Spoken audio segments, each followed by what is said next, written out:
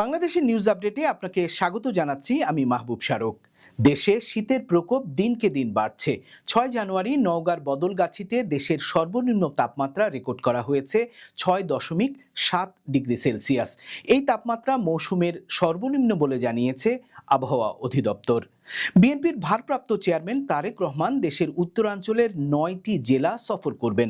11 জানুয়ারি টাঙ্গাইল, সিরাজগঞ্জ ও বগুড়া, 13 জানুয়ারি ঠাকুরগাঁ থেকে পঞ্চগড়, নীলফামারী ও লালমনিরহাট, 14 জানুয়ারিতে রংপুর থেকে বগুড়া হয়ে তিনি ঢাকায় ফিরবেন।